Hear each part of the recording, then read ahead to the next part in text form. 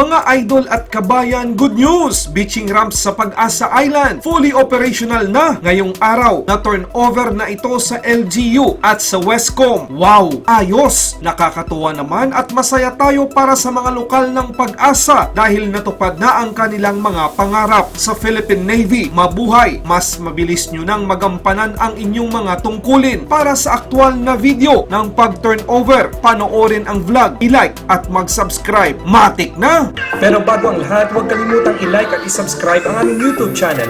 I-hit ang notification bell para kayo ay ma-notify sa mga bago naming mga video uploads. Maraming salamat. Pinangunahan ni Defense Secretary Delfin Lorenzana ang inaugurasyon at paglilipat ng nakumpletong proyekto ng beaching ramp sa Pag-Asa Island, Munisipalidad ng Kalayaan na inaasahang magbigay ng mas madaling pag-access sa boundary ng bansa sa West Philippine Sea. Itinurn over sa local government o LGU ng Kalayaan at Western Command o Wescom. Sa kanyang talumpati, sinabi ni Defense Secretary Lorenzana na ang beaching ramp ay tumutupad sa pangako ng gobyerno na magsasagawa ng mga mahahalagang improvements upang mapabilis ang paghahatid ng mga serbisyong panlipunan at ma-improve ang mga kondisyon ng pamumuhay sa Barangay Pag-Asa, ang pinakamalaki sa 9 na isla na binubuo ng Kalayaan Island Group o KIG. Sa bansang pagtatanggol, sinabi ni Defense Secretary Lorenzana na ang KIG o Kalayaan Island Group ay nasa border na bahagi ng bansa. Ito ay gumaganap bilang isang strategic role sa mga misyon ng reconnaissance at iba pang mga exploration activities. Ito pa mga idol at kabayan ang sinabi ni Defense Secretary Lorenzana sa isang pakikipanayam sa media. Kapag operational na ang beaching ramp, maaari na tayong mag-fully blast anumang proyekto dito, mga barracks ng mga sundalo, bahay ng mga tao dito, mga paaralan, kuryente, power, solar siguro, tsaka diesel hybrid. Lahat mapapabuti natin ito. Wow mga idol at kabayan, sabi nga nila walang imposible basta ginusto. Malaking bagay ito para sa mga lokal ng Pag-Asa Island at pati na rin sa ating Philippine Navy upang mas lalong mapabilis nilang magampanan ang kanilang mga misyon at mga pagbabantay sa ating exclusive economic zone. Mabuhay ang ating gobyerno sa kanilang pagpursige na maisakatuparan ang mga proyekto sa Kalayaan Island Group.